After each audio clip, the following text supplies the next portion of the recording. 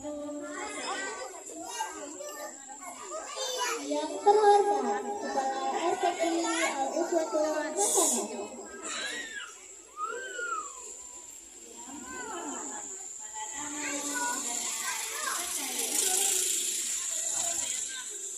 Yang terhormat Wali Santri Al-Uswatul Hasanah serta teman-teman Al-Uswatul Hasanah yang kami sayangi. Bismillahirrahmanirrahim. Assalamualaikum warahmatullahi wabarakatuh.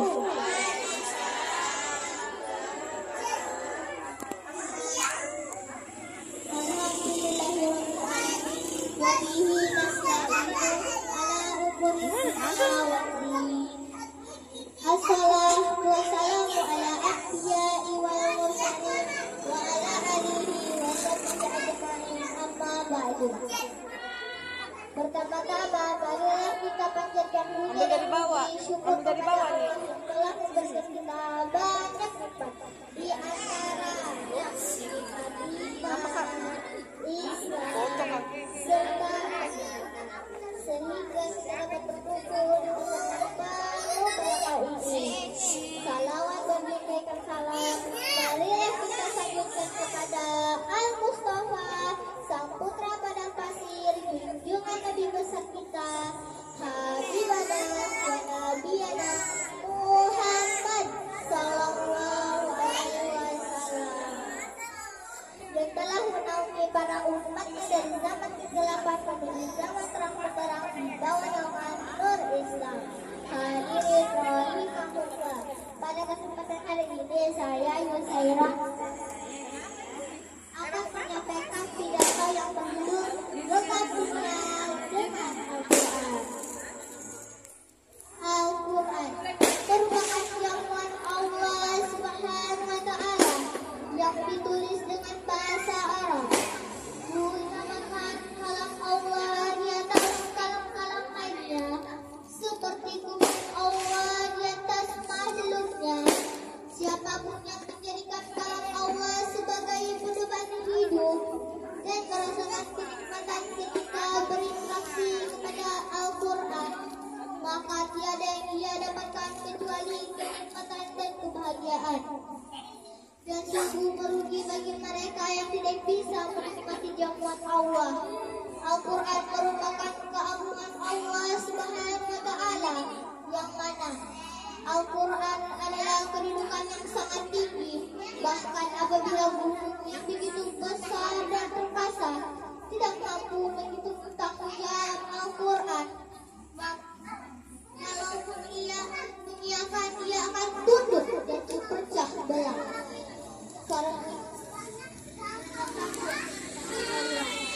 Lalu bagaimana dengan kita, wahai manusia? Apakah hati kita telah lunak, tunduk dan bergetar kepada Allah? Padahal Allah telah memberikan kita pemahaman di dalam kitabnya. Maka disebutkan dalam Al-Quran surah Al-Hasyr ayat 21 yang berbunyi,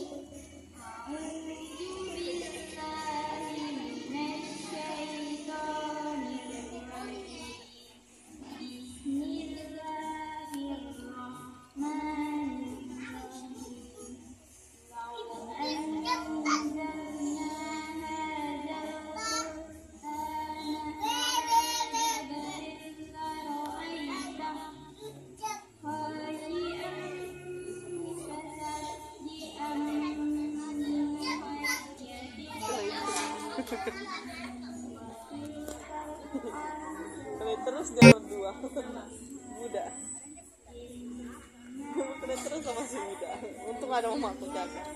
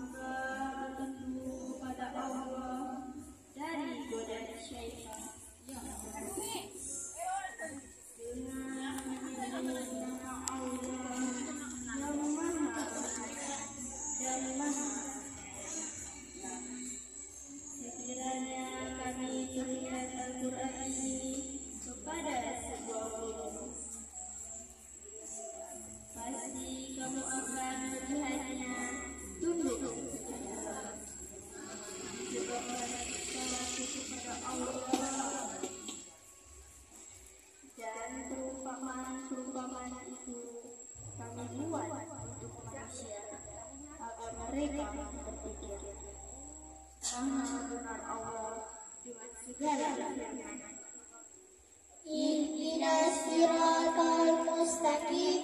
Wassalamualaikum warahmatullahi wabarakatuh. Waalaikumsalam warahmatullahi wabarakatuh.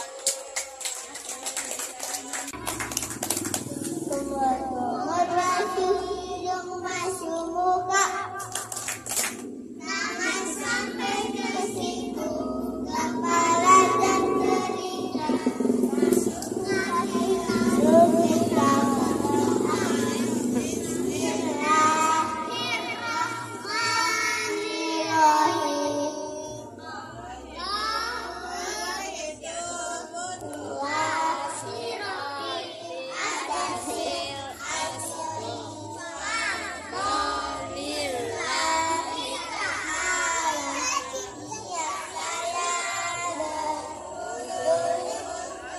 Bisa diam sih, nggak bisa diam. Alia.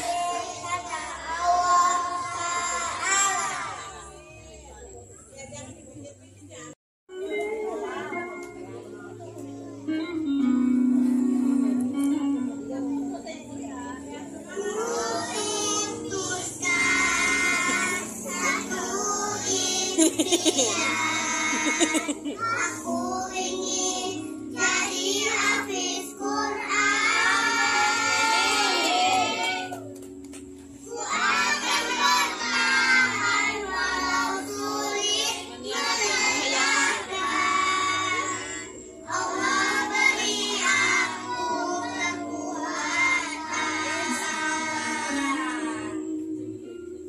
Ku impikan sepasang mahkota. Ku berikan di akhirat kelak. Sebagai pertanda bahwa kau sangat ku cinta.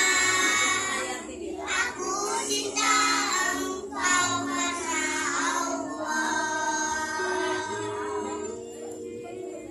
Ku cinta Umi, ku cinta Abi, mengharap doamu selalu dalam hati.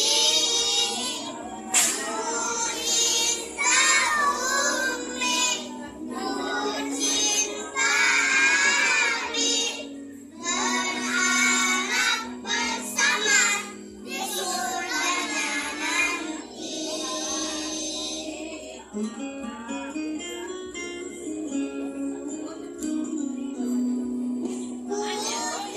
Putuskan satu impian. Aku ingin jadi hafiz Quran. Ku akan bertahan walau sulit melelahkan. Allah beri aku kekuatan. Ku impikan sepasang mahkota. Ku berikan di akhirat kelak. Sebagai pertanda bahwa kau sangat ku cinta. Nabi Musa alaihissalam sedang menyampaikan dakwah kepada kaumnya. Ketika majelis telah ditutup, tiba-tiba ada seorang pemuda menghampirinya. Wahai Musa, ya ini, siapakah orang yang paling pandai? Pastilah aku orangnya. Jawaban Nabi Musa tersebut menunjukkan kesombongan manusia yang seakan-akan melupakan kehadiran Sang Pencipta. Setelah peristiwa ini, Allah mengabarkan kepada Nabi Musa bahwa ada seseorang yang lebih pandai darinya. Kemudian, Allah juga memerintahkan Nabi Musa untuk berguru kepada orang tersebut. Orang Nabi Khidir alaihissalam. Ya Allah, bagaimana caranya hamba dapat bertemu orang tersebut? Allah kemudian kemudian memerintahkan Nabi Musa untuk membawa seekor ikan dalam perjalanannya. Apabila nanti ikan itu hilang di suatu tempat, maka di sanalah Nabi Musa dapat bertemu dengannya. Keesokan harinya, Nabi Musa ditemani oleh muridnya yang bernama Yusya bin Nun mulai melakukan perjalanan. Wahai Yusya, tolong bawa ikan ini selama perjalanan kita. Siap, wahai Musa. Di tengah perjalanan, Wahai Nabi, sebenarnya kemana kita akan pergi? Kita tidak akan berhenti sampai aku menemukan pertemuan dua laut, walaupun harus memakan waktu selama bertahun-tahun lamanya. Baiklah, wahai Musa. akhirnya tibalah Nabi Musa dan muridnya di suatu pertemuan dua lautan. Namun keduanya tidak ada yang menyadari. Seperti yang disebutkan dalam Al-Quran, Surat Al-Kahfi ayat 61. Maka tatkala mereka sampai ke pertemuan dua laut itu, mereka lalai akan ikannya. Lalu ikan itu melompat mengambil jalannya ke laut itu. Hah? Ikan itu meloncat dengan lincahnya. Sungguh aneh sekali. Tak terasa mereka terus berjalan jauh, sampai Nabi Musa sadar bahwa perutnya bunyi, tanda bahwa minta diisi makanan. Wahai Yusya, sebaiknya kita istirahat dulu di sini. Bawalah kemari makanan kita. Sesungguhnya kita telah merasa letih karena perjalanan kita ini. Ini makanannya, wahai Musa. Silakan. Nabi Musa dan Yusya menikmati bekal yang mereka bawa. Setelah selesai dan akan meneruskan perjalanan, Yusya beri telinga akan ikan yang mereka bawa. Wahai Nabi, maaf sebelumnya. Tadi hamba lupa memberitahukan tentang ini. Apa maksudmu, wahai Yusya? Tahukah kamu, tatkala kita mencari tempat berlindung di batu tadi, maka sesungguhnya aku lupa menceritakan tentang ikan itu. Dan tidak adalah yang melupakan aku menceritakannya, kecuali syaitan. Yang ikan itu mengambil jalannya ke laut dengan cara yang aneh sekali. Di manakah tepatnya ikan itu hilang? Di batu-batu dekat pertemuan dua laut, wahai Nabi, ikan itu meloncat keluar dengan sendirinya. Ah, tempat itu. Ya, aku ingat. Jadi tempat itulah yang selama ini kita cari, wahai Yusya. Benarkah itu, wahai Nabi? Ya, ayo kita kembali ke tempat itu. Baik. Seperti yang disebutkan dalam Al-Quran, Surat Al-Kahfi ayat 64. Lalu keduanya kembali mengikuti jejak mereka semula. Akhirnya tibalah Nabi Musa dan Yusya ke tempat jatuhnya ikan tadi. Apakah di sini tempatnya ikan itu hilang, wahai Yusya? Benar, wahai Nabi. Ikan itu melompat tepat di balik batu besar itu dan masuk ke dalam lautan. Nabi Musa dan Yusya tidak memperhatikan bahwa ada seorang laki-laki di dekat mereka. Nabi Musa pun sedikit terkejut melihat kehadirannya. Apa ini orang berilmu yang dimaksud oleh Allah? Assalamualaikum. Waalaikumsalam warahmatullahi wabarakatuh. Apakah engkau Musa, Nabi Bani Israel? Ya, benar. Siapakah engkau berani yang mengetahui tentang diriku? Sepertinya sudah saatnya Allah mempertemukan kita sekarang. Aku Khidir alaihissalam. Seperti yang disebutkan dalam Al-Quran, Surat Al-Kahfi ayat 65. Lalu mereka bertemu dengan seorang hamba di antara hamba-hamba kami. Kami berikan kepadanya rahmat dari sisi kami, dan yang telah kami ajarkan kepadanya ilmu dari sisi kami. Alhamdulillahirrahmanirrahim. Aku sangat senang bisa bertemu denganmu, wahai Khidir. Kemudian Nabi Musa menyampaikan maksud dan tujuannya kepada Nabi Khidir. Bolehkah aku mengikutimu, supaya kamu mengajarkan kepadaku ilmu yang benar, di antara ilmu-ilmu yang telah diajarkan kepadamu? Nabi Khidir terdiam sejenak sebelum menjawab pertanyaan Nabi Musa. Kemudian baru menjawab dengan jawaban yang bijaksana. Sesungguhnya kamu sekali-kali tidak akan sanggup sabar bersamaku. Dan bagaimana kamu dapat sabar atas sesuatu yang kamu belum mempunyai pengetahuan yang cukup tentang hal itu? Mendengar mendengar jawaban dari Nabi Khidir, Nabi Musa semakin tertantang untuk berguru kepadanya. Insya Allah, kamu akan mendapati aku sebagai seorang yang sabar, dan aku tidak akan menentangmu dalam sesuatu urusanmu. Baiklah. Namun, ada satu syarat yang harus engkau patuhi selama perjalanan nanti. Apa syaratnya? Jika kamu mengikutiku, maka janganlah kamu menanyakan kepadaku tentang sesuatu apapun, sampai aku sendiri menerangkannya kepadamu. Setelah Nabi Khidir mengajukan syarat yang dimaksud, Nabi Musa menyanggupinya. Kisah ini diceritakan dalam Al-Quran, surat Al-Kahfi ayat 71 hingga 82. Dalam kisah sebelumnya diceritakan bahwasanya Nabi Musa telah bertemu dengan Nabi Khidir. Selanjutnya, kali ini diceritakan bahwa Nabi Musa dan Nabi Khidir melakukan suatu perjalanan panjang, di mana kesabaran Nabi Musa diuji oleh perilaku Nabi Khidir yang dirasa menyimpang dari kebenaran. Setelah persyaratan yang diajukan oleh Nabi Khidir disanggupi Nabi Musa, mereka berangkat. Hanya Nabi Khidir dan Nabi Musa, tanpa Yusya bin Nun. Perjalanan pun dimulai. Lihat, ada perahu di sebelah sana. Mari kita ikut bersama mereka, wahai Musa. Baik, Nabi Khidir dan Nabi Musa berbicara dengan pemilik perahu agar diizinkan untuk menumpang bersama rombongannya. Wahai Tuan, bolehkah kami ikut bersama rombongan ini menyusuri laut untuk sampai ke tujuan kami? Silakan tuan-tuan, dengan senang hati. Perahuku ini masih kokoh jika hanya ditambah 2 orang. Naiklah. terima kasih.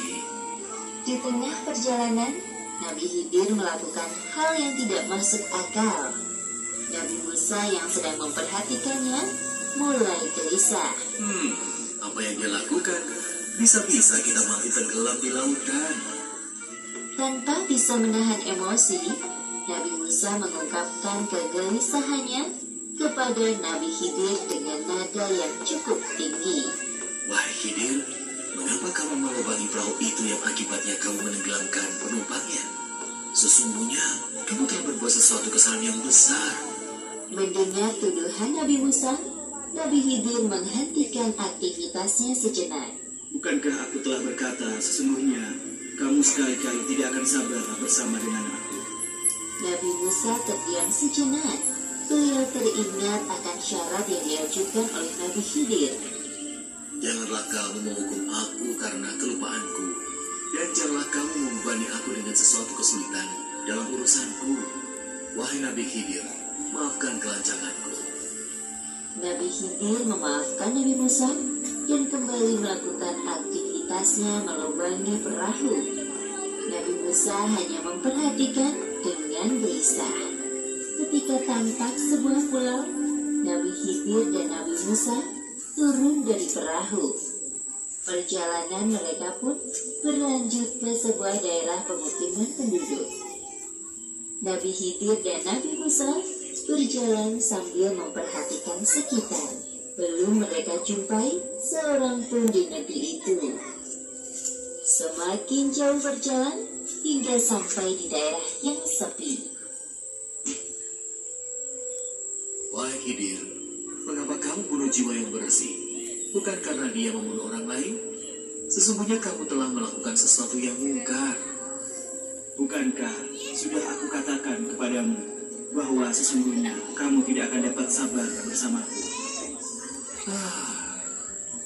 Kesabaran Nabi Musa mulai goyah. Telah 2 kali beliau melanggar syarat dari Nabi Khidir. Sekarang Nabi Musa mengajukan hukuman untuk dirinya sendiri jika nanti beliau melanggar syarat dari Nabi Khidir untuk ketiga kalinya. Wahai Khidir, jika aku bertanya kepadamu tentang sesuatu sesudah kali ini, maka janganlah kamu memperbolehkan aku menyertai. Sesungguhnya, kamu sudah cukup memberikan uzur kepadaku. Baiklah, aku setuju saja. Itu usulan yang engkau buat sendiri. Kemudian Nabi Khidir Khidir dan Nabi Musa melanjutkan perjalanan. Seperti yang disebutkan dalam Al-Quran, Surat Al-Kahfi ayat 77. Maka keduanya berjalan hingga tatkala keduanya sampai kepada penduduk suatu negeri. Mereka minta dijamu kepada penduduk negeri itu, tetapi penduduk negeri itu tidak mau menjamu mereka. Lalu keduanya melanjutkan perjalanan.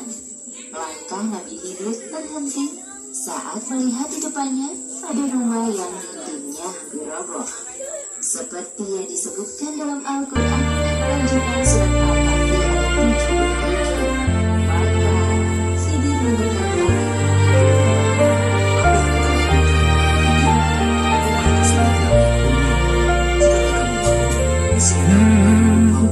يا من صليت بكل الأنبياء يا من في قلبك رحمة للناس يا من ألفت قلوبا بالإسلام يا حبيبي يا شافعي يا رسول الله بأمي وأبي فديتك سيدي صلاة وسلام عليك يا نبي حبيبي يا محمد أتيت بالسلام والهدى محمد حبيبي يا محمد يا رحمة للعالمين يا محمد يا من حليت حياتنا بالإيمان يا من بجنة Tuhan mereka mengganti bagi mereka dengan anak lain yang lebih baik kesuciannya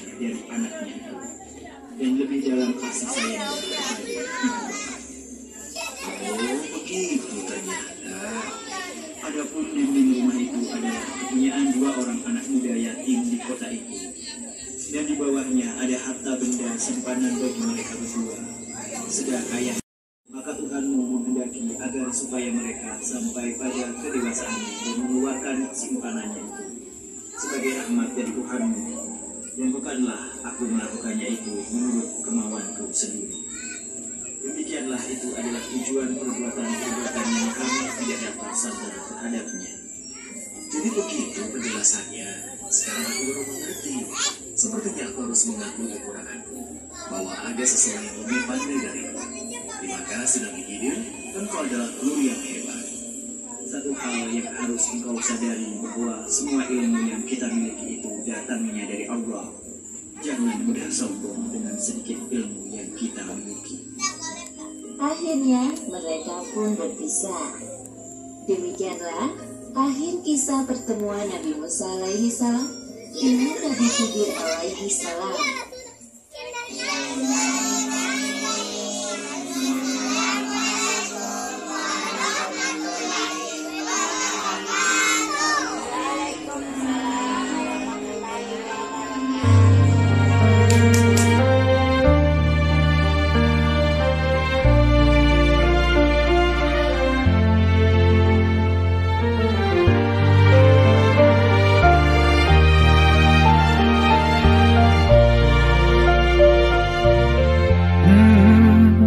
يا من صليت بكل الأنبياء يا من في قلبك رحمة للناس يا من ألفت قلوبا بالإسلام يا حبيبي يا شافعي يا رسول الله بأمي وأبي فديتك سيدي صلاة وسلام عليك يا نبي حبيبي يا محمد أتيت بالسلام والهدى محمد حبيبي يا محمد يا رحمة للعالمين يا محمد يا من حليت حياتنا بالإيمان يا من بجمالك علمت الإحسان يا من نورت قلوبنا بالقرآن